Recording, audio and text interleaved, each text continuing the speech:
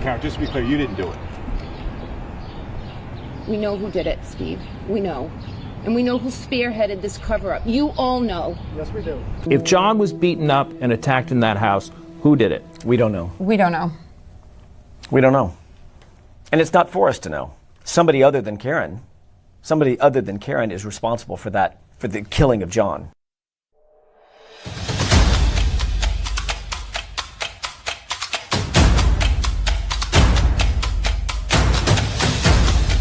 You are listening to the Roberta Glass True Crime Report, putting the true back in true crime.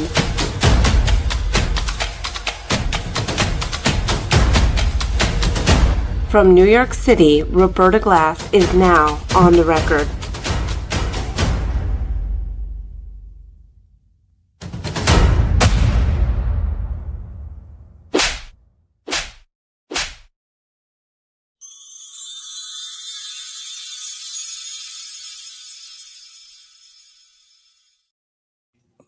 Okay, here we go. Hello, Marianne Nizzo. Long time no see. Hello, John Smith, Dark Side of the Moon.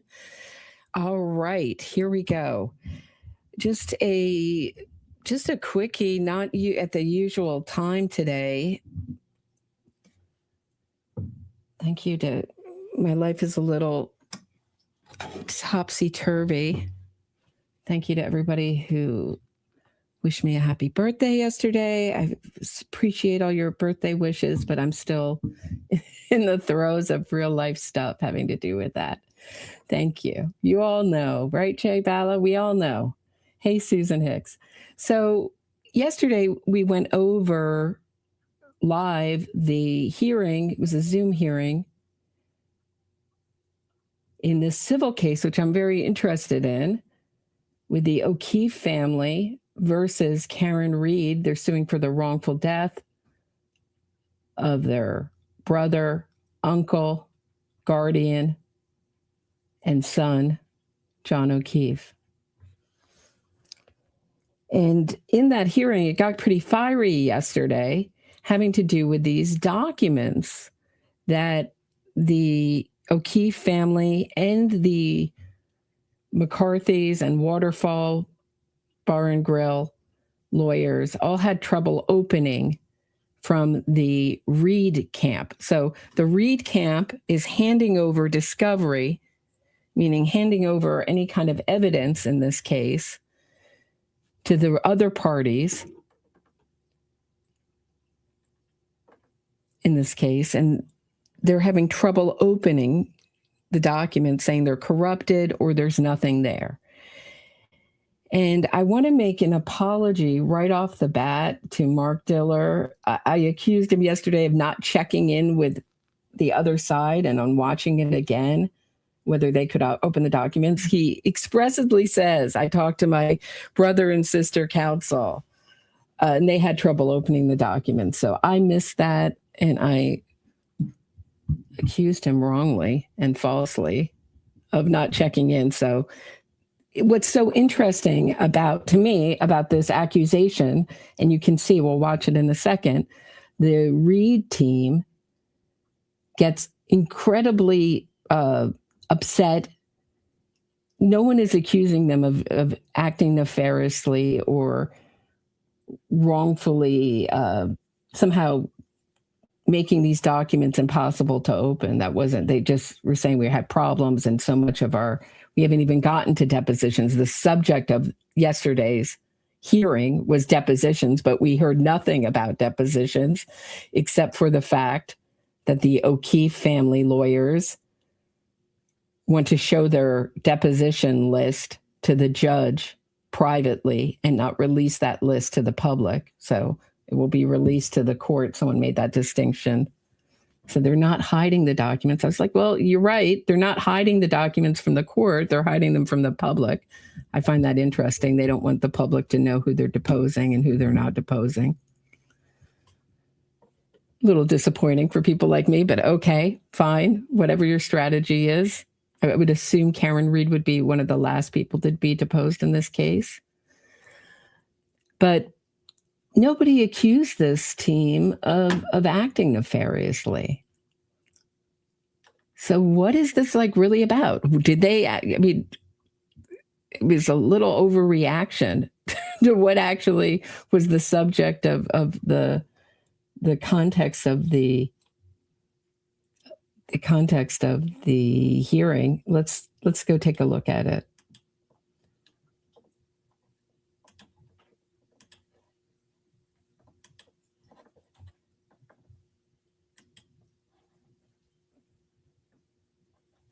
Okay, so this is like right at the beginning. And who's here for Ms. Reed? Good afternoon, Your Honor. Aaron Rosenberg, and also with me are Damon Seligson and Charles Waters from Sheehan Finney, and Arthur Maravellis and Michael Bell from Tang and Maravellis. Good afternoon. So why don't I start with the plaintiffs? Well, first of all, as I understand it, all outstanding issues relative to subpoenas have been resolved or put on the table for now. Does anyone disagree with that? No, that's correct, Your Honor. Okay, so let's start with Attorney Diller. Why don't you try and address the issues I referenced in the order from January 6th about what depositions have been completed, non-party, party, as well as subpoenas, and what you think about adhering to the discovery deadline. So go right ahead. Sure, Your Honor. Thank you. I can tell you that at present, no depositions have occurred. On July 24th of 2025, plaintiffs propounded extensive discovery to both the Reed team as well as to the Norfolk District Attorney's Office. Back in March of 2025, we had propounded extensive discovery to the bars. I can tell you that the first time that we received any document discovery, there was an attempt in November 20th of 2025 by the Reed team to turn some of that over. We then had a conversation on December 2nd again, at which time there was an attempt to turn that over.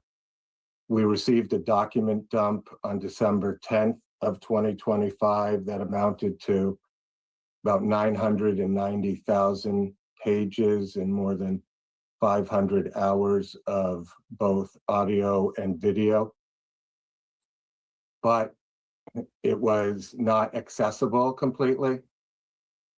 In fact, I would suggest that it was pretty much inaccessible and unusable for us at that time. We had. Okay, does everybody get what they're saying? Is that some of these documents are inaccessible, unusable, and they've been working on different vendors, they'll go on to say, that help them. So basically like businesses that help lawyers deal with a large amount of digital evidence and all those files. So take a listen. Fairly mellow, boring, fairly mellow, boring lawyer talk. Nothing, no accusations are thrown. Just take note. To meet and confer with counsel for the Reed team, at which point we didn't have an agreement. We were requested to serve a motion to compel, which we did. That motion to compel was received by the Reed team on December 23rd, 2025. We've since had another meet and confer. We've tried to resolve the difficulty we're having accessing and navigating the very extensive discovery in this case in order for us to dive into it and be able to narrow down the issues with which we wish to convene depositions.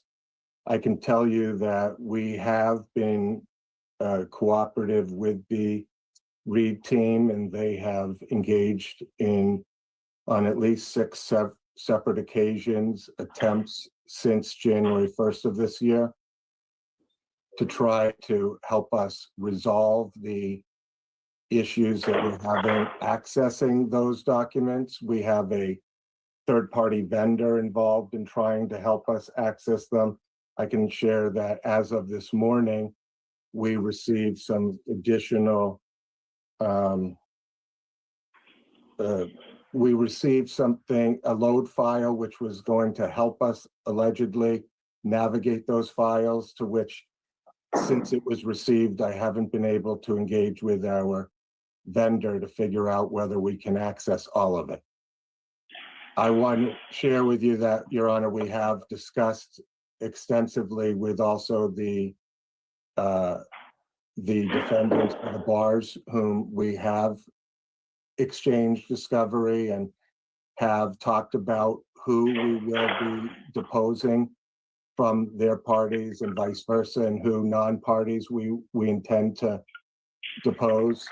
But I can share with you that we would all prefer to have the benefit of being able to access and utilize all the documentation and all the discovery.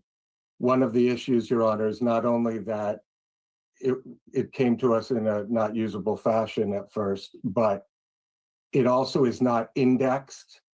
And so we had 37 requests of July of 2025 with subparts identifying what the documents that we were requesting to be turned over. And at this time, we cannot match up to even determine whether or not we have received a complete production. So that is why there have not been any specific depositions that have actually.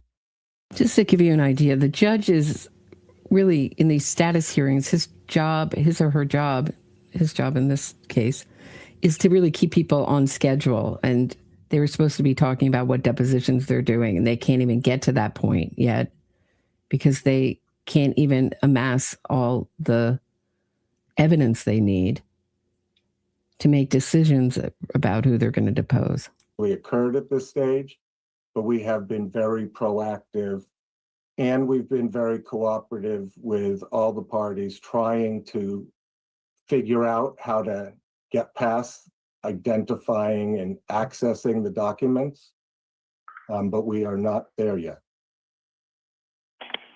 Your Honor, if I could respond to some of that, if you'd like. I don't know who that is. That was Aaron Rosenberg on behalf of Mr. Reed. Sure, go ahead. Okay, But so it's kind of difficult to believe in this day and age that you can't produce documents in a manner that they're accessible by. I agree, Your Honor. I agree, Your Honor, and we did produce them in a manner that was accessible from the very beginning. Let me just take you through exactly what happened here. Mr. Diller referred. Hang on, Attorney Rosenberg. Why don't you do this? Whatever form you provided it for the plaintiffs, provide a copy to the court. That was I thought, a really good suggestion by the judge. Just send it to the court. Whatever you have, just send it to the court. We'll see if we can open it. But he gets distracted. The lawyers take him down a rabbit hole and gets distracted. Take a listen. Well, Your Honor, see if we can access it. Well, Your Honor, this is an ESI production of up to 1 million pages of electronic. I understand what it is, but they can't open it. So I want to see whether the court can open it. Your Honor, if you would put that on your list to produce whatever you produce to the plaintiffs to the court. So go ahead. Well, Your Honor, I'm just telling you that you're not going to be able to open it or use it unless you have access to e-discovery software, which I don't believe the court has. So if you'd let me address what Mr. Diller had to say, I think that will make more sense. So first, Mr. Diller. Hang on, Attorney Rosenberg. What would make sense to me is you telling me how the plaintiffs and any other party can receive the responses to discovery in a usable form. Yeah, that's what I'm trying to do, Your Honor. So it was produced in a form that can be taken and uploaded to the type of e-discovery ESI software that all the parties to this case including the plaintiffs, are using. I've spent hours and hours on the phone with Mr. Diller's colleague, Mr. Buck, who is on the line, as well as Mr. Diller's e-discovery consultant, who last week So that's, if you spend hours and hours on the phone with the O'Keefe family lawyers, that's all billable hours to the O'Keefe family.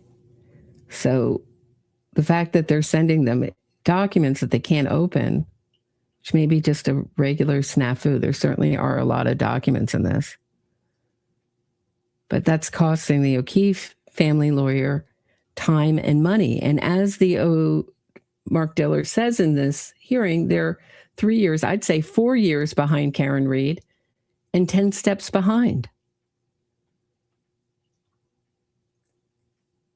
I would have thought that they would have been banging down the court's door to get these documents, but I don't know how documents are handed over from criminal to civil case in Massachusetts, but I wouldn't want to be relying on the Reed team for evidence in this case. Just knowing how they acted in the first two trials, we saw tons of discovery problems. So many so that we had voir dires as remedies of defense witnesses over and over again. Before the first trial and the second trial, same problem. Sandbagging the other side by deception, and then they got called out for their frequent lying to the court. We'll watch that in a second. But this is, Karen Reed is always looking for the advantage because she's, if you look at the facts of the case, the facts all point to her guilt. So she's going to, there is an incentive to want to use tricks like this. If this is a trick, it could just be we can't know.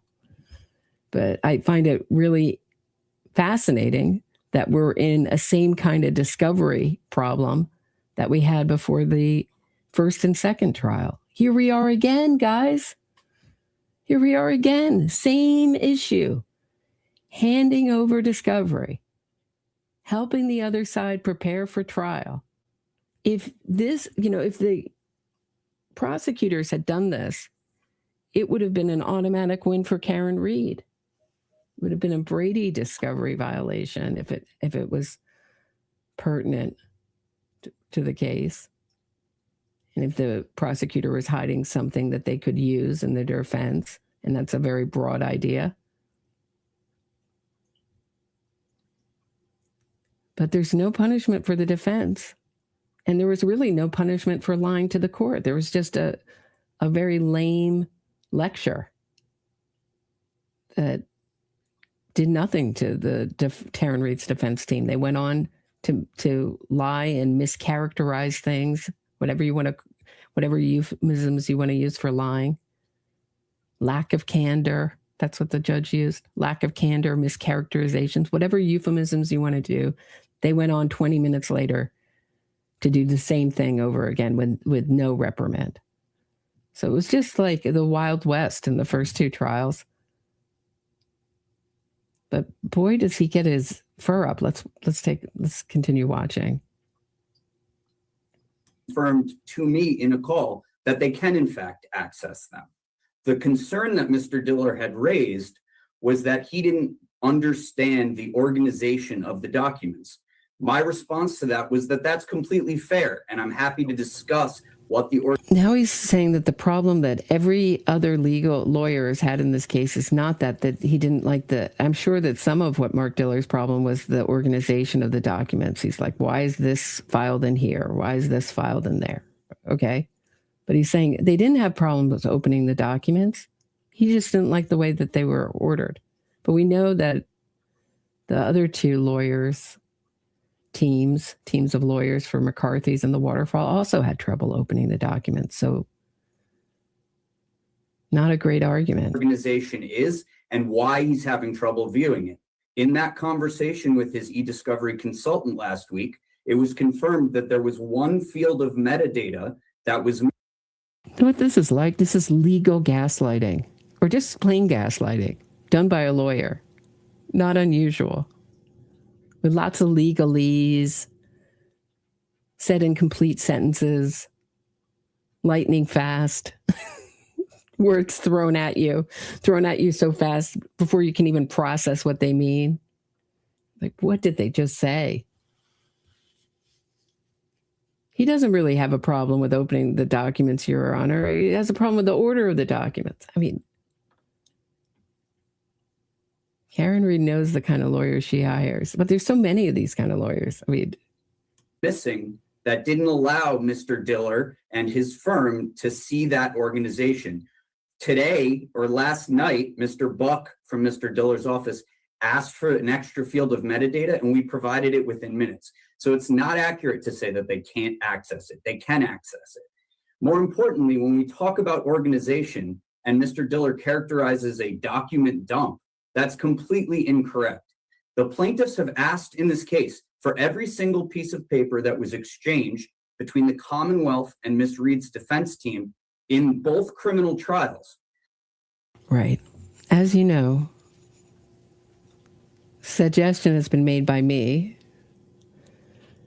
to the O'Keefe family to get every piece of evidence, every transcript that they can get for themselves so they can start going through it and helping their lawyers out in this civil case. Your lawyers are only as good as the information and how well you can assist them in your case. But the word I got back was that the court denied them. It wasn't them particularly going to look, wasn't the O'Keefe family, but someone behind the scenes was going to get all the documents. And they said, well, Karen Reed has to give her permission to get these court transcripts, and because she was acquitted. And my response was, but she wasn't acquitted of DUI. And that was all charged together. So she was convicted of something. So you shouldn't have to have her permission. I don't know where it went from there. But I mean, the fact that they didn't get these things, nobody got the transcripts from the first case, the exhibits from the first case, the exhibits from the second case, and the transcripts from the second case is pretty shocking to me right from the courts. That's what I would think you would go, where you would go, and not to the Reed defense team, because you'd have issues like this. And then you have to check and see, as Mark Diller remarks on later, to see if everything's complete, that they didn't leave something out. I mean, what a nightmare is this? That is almost 1 million pages of documents. When we first started conferring about this, I confirmed with Mr. Diller, you want every piece of paper that was exchanged, right? Because you keep referring to 1 million pages of documents, and he confirmed it. So the fact that it's 1 million pages is us complying with the document requests that the plaintiffs have served. The manner in which we produced them was so that 1 million pages of documents. Wow. Definitely would be expensive. they were organized all in separate folders by notice of discovery, which is how, as Your Honor obviously is aware, documents are produced in criminal discovery. Each said folder has an actual notice that serves as a table of contents for each of the folders, laying out exactly what is in each folder. So for the plaintiffs to claim that there's some dump or disorganization is frankly just not accurate. And as I said, I have bent over backwards and will continue to do so. I don't think, is there a problem so much with the disorganization as just that they can't open them and they can't access them? So he's changing. This guy is super deceptive.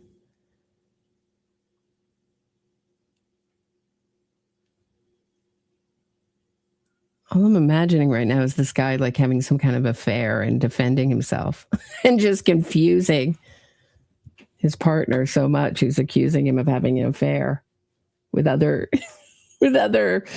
information thrown at her. Law.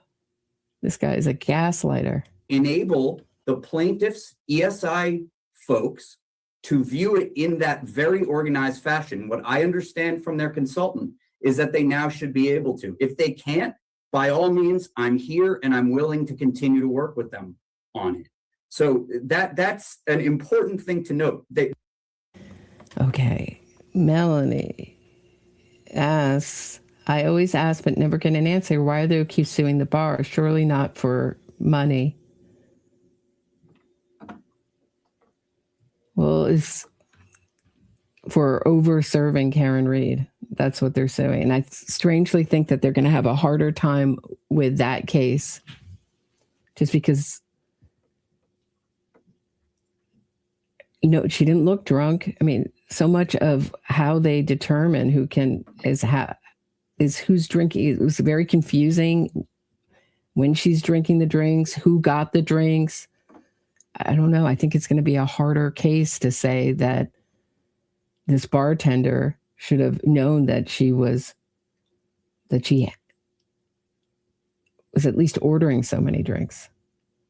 It's hard to even keep track of what she consumed.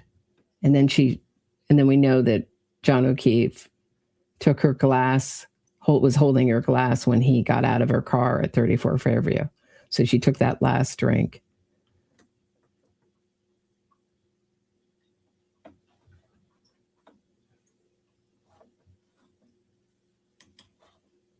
But yeah, I think that's the weaker case. It's just something, we don't know who's paying for the O'Keefe's lawyers. The witnesses have had very successful campaign for their lawyers. I think they're almost up to what they wanted to raise. Good for them. They can access them, and we will make sure to help them as much as we can. But this is the third time this has happened in this case, Your Honor. There is no motion before you, which is why you're left to ask questions and hear me respond to these issues prior to having papers before you. We've engaged in 9C conferences for weeks, actually months, on this topic. And as of last week, had a confirmatory email with me to Mr. Diller's office where they confirmed that we're all on the same page. If they need anything else, they'll reach out. And I specifically said, if there are any more disputes about the production that you think we need to address, tell us. And we didn't. Instead, we showed up for this hearing, and Mr. Diller takes the opportunity to paint the Reed team as if we're hiding documents or not. Did you guys hear that? He's hiding the documents. I just had to get, did anything that Mark Diller said say that they're hiding documents or acting nefariously? Let's go back and hear that one again. And Mr. Diller takes the opportunity to paint the Reed team as if we're hiding documents or not producing things or dumping documents on them. It's just not accurate, and it's not compliant with Rule 9C. And I think we need to understand that we need to. I didn't think you were acting nefariously until you denied acting nefariously. Then that got me thinking. Maybe you are hiding documents. Why are you reacting like this? Why is this such a gaslighting exercise in gaslighting and changing the subject? I mean, I guess those are the same things. I'm talking about the same things. Gaslighting, changing the subject, trying to make what Mark Diller said about something else. And why I think this, I mean, we had such problems with discovery in trial 1 and trial 2 because the defense team knew that Judge Cannone, being the innocence fraudster, former public defender that she is, would not come down on them very heavy when they hid discovery, meaning hid information about their witnesses from the prosecution team. And then they elicited perjured testimony from Daniel Wolf from ARCA when Alan Jackson asked him, well, I mean, of course, it goes without saying, since they were, quote unquote, hired by another entity, meaning the federal government, in their investigation that came up with nothing into Karen Reed's case, no planning of evidence, no corruption at all.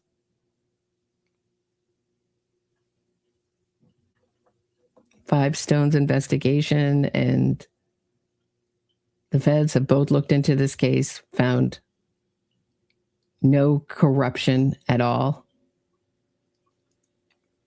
Anyway, when Alan Jackson is asking Daniel Wolf on the stand, he goes, well, of course, it goes without saying that you weren't paid by us. He says, no, we haven't been paid by you. He answers something like that, meaning we're waiting for the check. So they were being paid. It was totally perjured testimony. Then, before this trial, they communicated via Signal app and deleted all their communications on auto delete, had all their communications on auto delete, so the prosecution couldn't go through them. And they deleted all his emails too, but he couldn't remember where or when he had deleted over 100 emails. Also, they were getting information from the federal government during the first trial about what the other witnesses were saying in the trial against the orders of the court, totally against the law. And instead of saying, I can't listen to this, hang up, he just took it all in. So talk about cheating to win. I mean, I think I told counsel before that I had reviewed. So first we had full hearing from counsel. I heard from the lawyers. I heard from Mr. Alessi on behalf of the lawyers. I've read the transcripts. I've listened to the sidebar conference and read that transcript. And I've certainly read the pleadings. So based on all the evidence, I conclude that there has not been the candor required of all lawyers has not been demonstrated here.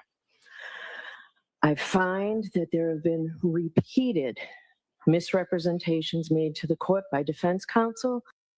Repeated mischaracterizations to the court by defense counsel. This all has to do with discovery.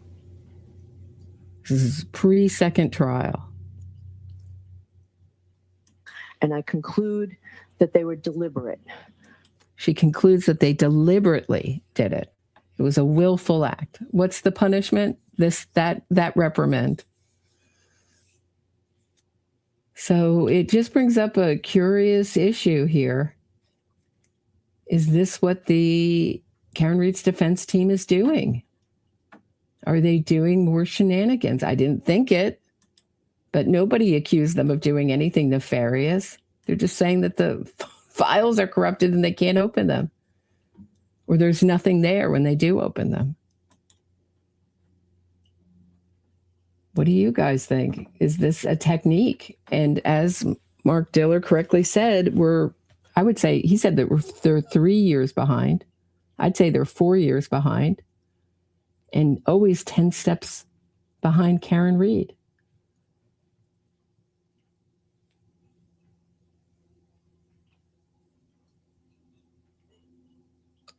But I hope that they really go after Karen Reed's personality and try to bring that to light, and her domestic violence and her abuse of John, because otherwise it's a case that doesn't make much sense, which is that Karen Reed was this nice person that everybody liked, and then she just reversed into John and left him to die in the cold.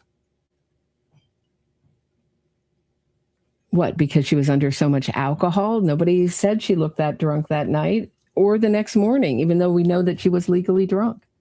I'd argue that she's a functional alcoholic, that alcohol doesn't really touch the sides with Karen Reed. It may have made her a little bit less inhibited to do something like this. But I'd say that's a minor consideration, very minor. But Karen Reed didn't become that person who would reverse into her boyfriend, going their foot 74.5% down on the gas pedal, going 24 miles an hour in reverse, felt she hit something, didn't stop, didn't get out, as far as we know, and left him to die there. Allegedly, she says, to teach him a lesson. She said the point was to teach him a lesson at minimum And it's a mistake to think that it wasn't planned. That's all Karen Reed's own words on the case.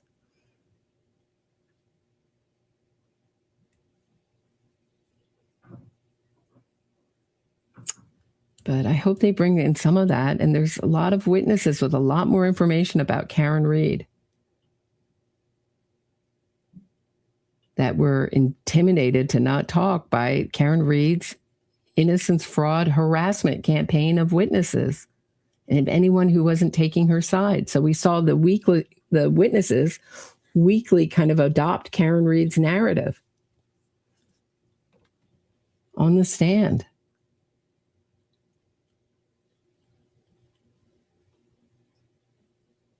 I mean, I was talking about Jen McCabe, so many things. I mean, when Karen Reed started to complain about John O'Keefe and the O'Keefe family, Jen McCabe described it as girl-to-girl venting. We never heard the subject of those complaints in any detail. What happened there? Why did you characterize it as girl-to-girl venting? How do you know it was girl-to-girl venting? I'm just curious as to if these witnesses liked Karen Reed so much, like Jen McCabe, how do they process Karen Reed's behavior in killing their friend and then starting this innocence fraud campaign, witness harassment campaign? How does that square with the Karen Reed you knew? And if it seems like behavior that's out of the ordinary for the Karen Reed you knew, then maybe you should reflect on what you might have missed, what red flags you might have missed.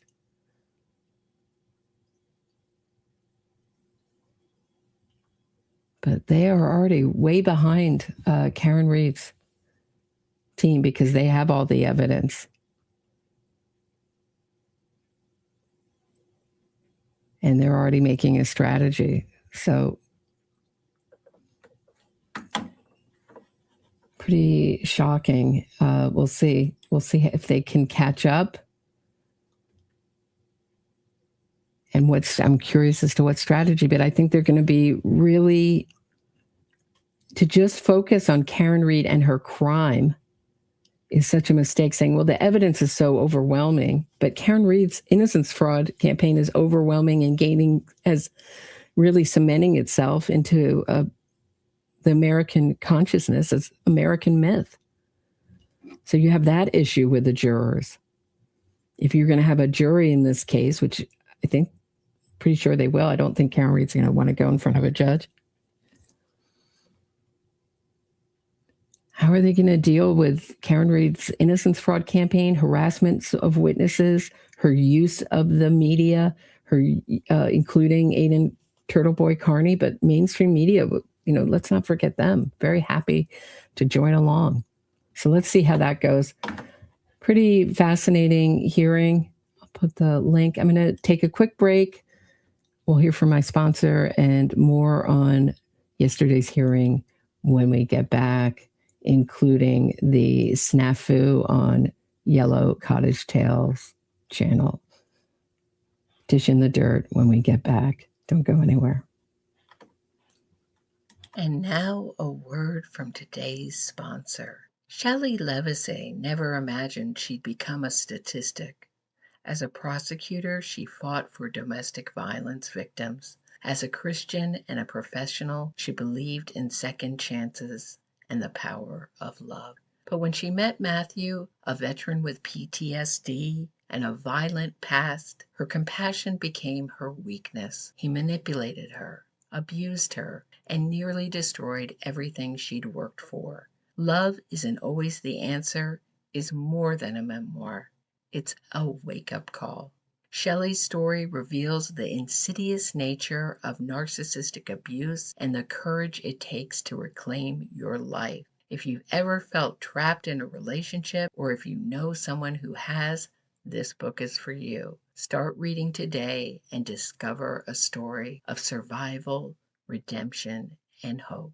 The link is in this episode's description. Read Love Isn't Always the Answer, a memoir written by defense attorney Shelley Levisay. Available in Kindle, audiobook, or paperback. Showing? You didn't hear any of it? Really? None of it? Hold on. Really? Did you see the screen? Hold on. All right. You see it now? Let me double check.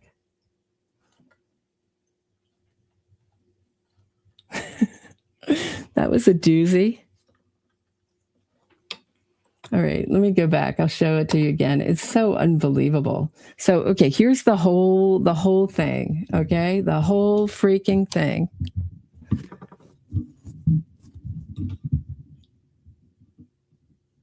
I talk about making mistakes. Is everybody with me? Just your side? Oh, just my side? Okay, so you didn't hear his side? All right. It said like you're sharing the screen. All right. I don't know. All right, let's go back. And let me just put it on 1.5 because it's so unbelievable how long it takes. Actually, let's make it a little bit faster than that. We'll do it real fast. Let me see if I can do it better than I did it before. So here he is. He's waiting for this hearing to start. Are you sure NBC Boston? Because I just tried it and I didn't see it there. He's trying NBC Boston. I'll go back and do it again, but looking for this hearing that I had on, and the way I got the Zoom link is, okay, I'm giving trade secrets here. Sure.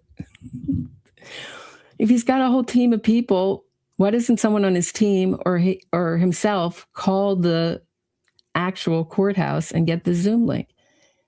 So like I said, it's not something that's special to me or just for the press.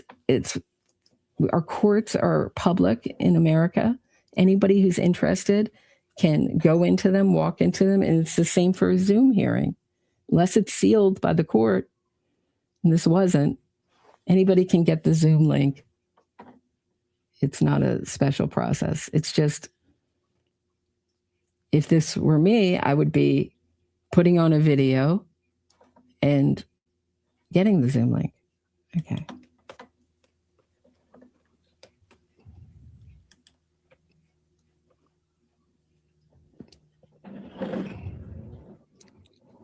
all right, I'm on NBC Boston's website, not their YouTube channel, and I don't see it on. I mean, this goes on for such a crazy long period of time. So this is its sped up 1.5 times. Okay, it's the YouTube page. Well, that would have been good to know.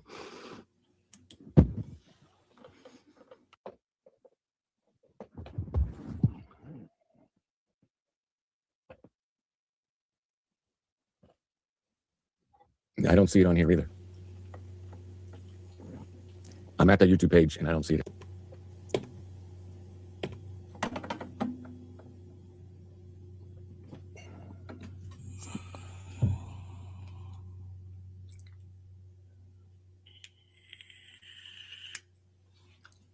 So I don't know where else to look. It's not on NBC Boston. It's not on their website or their YouTube page. So Starry Night, that's a good question. Yeah, so this is a hearing for the Karen Reed civil case that I think was scheduled today at 3. And so we have the link up there from where it was.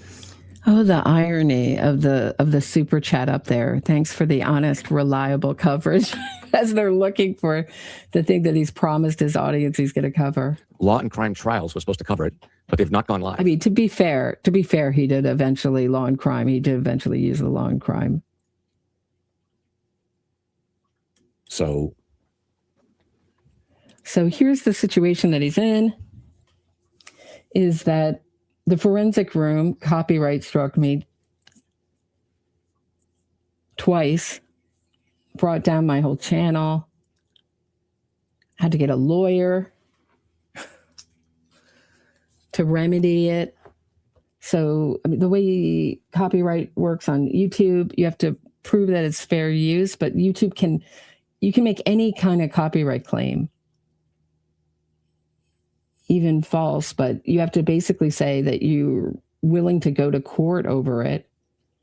And then YouTube puts it in the copyright claimant, meaning the forensic room court, whether they want to go to court over it. I don't know if the hearing is, people keep popping in saying it started, but then they come back. It turns out that it hasn't. They're watching something else, but I don't know. I don't know if it started or not. I don't know. I've checked about 15 places now. I don't know where else to check. So I guess we can just hang out for a little bit and see what happens. See if anybody comes on. Yeah, if you have the Zoom, if it's begun, if you have the Zoom link, you can connect with them. I don't have the Zoom link. Well, somebody. The Zoom link, just call in all this time of looking, you could have called the court and gotten it. He has said that it's not on Roberta X, that Roberta's showing a different trial. I don't know. I haven't checked it out. He's wrong. I had the Zoom link and I was showing it. You could have used it, Kevin. You could have used it. I wouldn't have copyright struck you. Myself.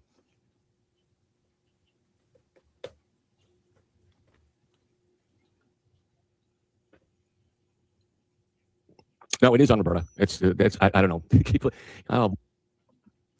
You know, I don't know. It's in the 9 years that I've had my channel, I've never copyright struck anybody. And it would have to be a really egregious use of with no commentary and just a revamping of, putting up my shows uncritically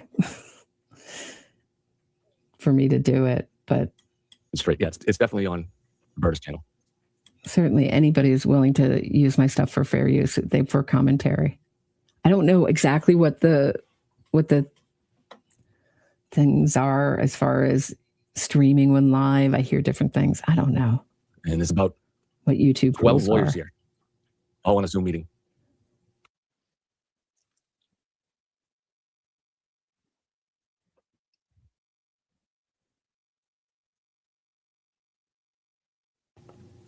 So he realizes that I do indeed have this coverage, and now he's in this position where he doesn't know what he's going to do about it.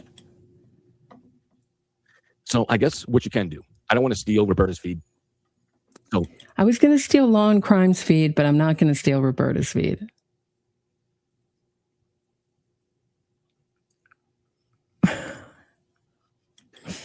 You can go to Roberta's. I'll stay live. He keeps sending people to my channel. Isn't that nice, guys? Isn't that nice? Isn't that kind of him to send people to my channel? Live here, and I'm going to listen on Roberta's channel. And so feel free to comment here on anything. And meanwhile, we'll Roberta's channel. Oh, it's so nice, right? Sending people to my channel. So nice. But that niceness doesn't stay. So Roberta's channel is Roberta Glass. For people that it's actually Roberta Glass True Crime Report. don't know her. She's a very dishonest person on our side, kind of crazy, goes after. What makes me dishonest? What have I ever said that's dishonest? You know what dishonest is? Dishonest is claiming that someone secretly writes a blog and is dishonest with their audience when you have no idea. In fact, you're wrong. Claiming it is true, smearing someone, slandering them, never retracting, never apologizing. I'm not going to hold my breath waiting for that apology. Every single other person who comes in and comments on this case, unless they're on her channel. Strangely, even though she's not a lawyer, thinks only she knows. Unless they're on my channel. Kevin Lanahan knows that I've criticized people that have been on my channel as guests, for sure. What should have been done. It's not about whether someone comes on my channel as a guest. I can do this all solo. I can do every show solo to the next millennium. I'm not short on talking. I got a big mouth.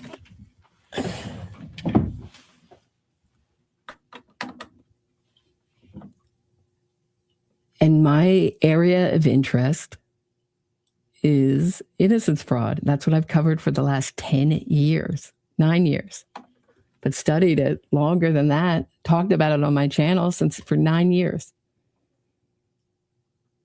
Guilty killers and their innocence fraud campaigns and the lawyers that do it. All on my channel. And the lawyers that come on my show all talk to me about this going on behind the scenes, but nobody's brave enough to actually talk about it. I consider it the biggest fraud in America that very few are talking about. And the point that they use these killers, politicians use these killers to further their career.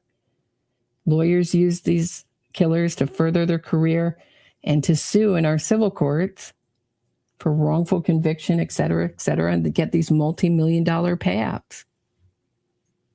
The exoneration industry is massive. So I do have very strong opinions about how you put on a counter campaign, because I've been involved with a lot of them against an innocence fraud campaign. And the way you don't put on a counter campaign is by adopting parts, the killer's first innocence fraud campaign, which was she didn't mean to do it. She had no criminal intent.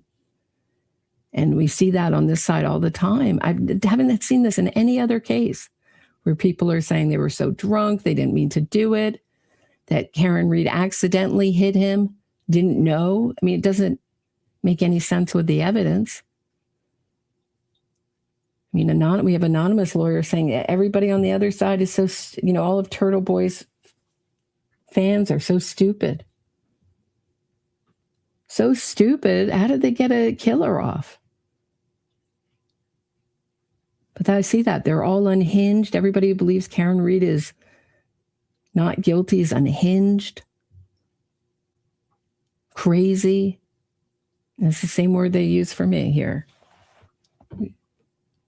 That's what they're forgetting is it's the predominant narrative in our society right now. It's soon to be American myth.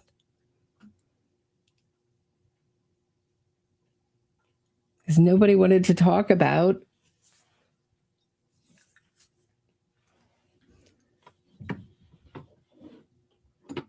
Karen Reed and her own behavior and her own abuse of John O'Keefe. I'm pleased to see people doing it now. The Testify campaign has a him too hashtag, which I thought was great.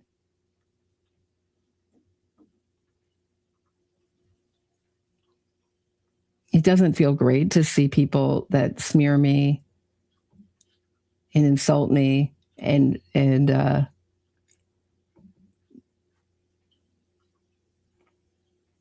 adopt my ideas without acknowledgement, but okay. I mean, if it hopefully will help the O'Keefe family. In this case, or what should be done going forward. Very strange person. But she has it on her channel. So let's go watch it. Let's go watch this strange person, this strange, dishonest person. Kevin, what have I ever said that's dishonest? They'll never do this, though. They'll never actually address any of my points. They'll just lie and smear about me and make things up.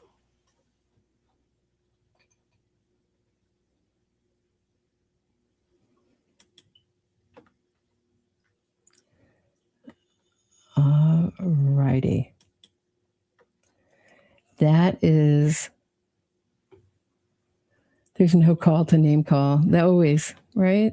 Always the slandering, always the name calling, and never any kind of discussion of actually, he doesn't want to talk about how he had on a killer multiple times from prison on his show and befriended that killer, Jovita Navarro's killer, an essayist. He's now out on the streets thanks to people like Kevin. So there you go. I think it's a really hard thing to have. We had so many people on the side talking up other innocence fraud campaigns, but saying, while mildly talking about Karen Reed's guilt was a problem. Jennifer Coffindaffer was talking about making a murderer, and Brendan Dassey and all the things the quote unquote police, because they always, one of the techniques is to blame the police, claim coerced confessions, claim all sorts of things, use edited tapes, make advocacy entertainment and call it a documentary. All the things we're seeing in the Karen Read case. This is not a new phenomenon. And I just watched a little bit bemused at people on our side scratching their heads and wondering how Karen Read got acquitted. But the answer is not mass craziness. It wasn't the jury was too dumb. It's the Karen Read's innocence fraud campaign. There was no real opposition to it with any power. And the jury felt comfortable to adopt it. I mean, it's such a complicated thing, but it sure makes it easy when you say everyone on the other side is so stupid. Oh, they just convinced a lot of stupid people, stupid, gullible people. No, there are smart people. Lawyers adopted Karen Read's narrative. Educated people. Journalists adopted Karen Read's innocence fraud campaign and pushed it forward. Like Gretchen Voss. I mean, what are we talking about here? Are you telling me they're all so stupid? It's sure an easy, smug answer that strokes your ego, but I don't think it's the truth. So that's what I have for today, guys. I'm going to go out. And I'll see you tomorrow at the regular time, right? Have a great night, everybody. Thanks for listening. Lying comes naturally to Karen Read. Yeah, but that was they never really went after her for the lying. You know, I loved when he showed the clips, but they were also far apart and out of context. It was even hard to place them, even in the trial. I knew what they were about, but I was wondering if the jury did. Yeah, I think, yeah. Anyway, I'm not going to, that's for another time. Human Animal Channel, you got me talking and thinking. All right, have a great night, everyone. I'll see you tomorrow at 6.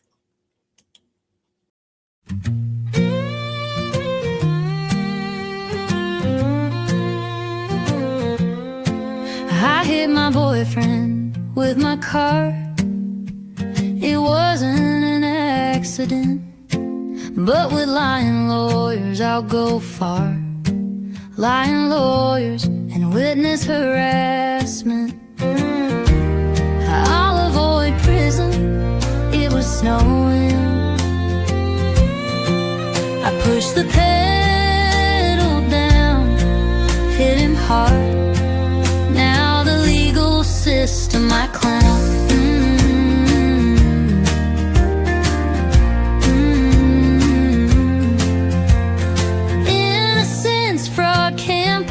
Save my skin. Making money, truth is my second victim. Carry, gin, like John, you were my mark. My innocence fraud campaign is my biggest hit.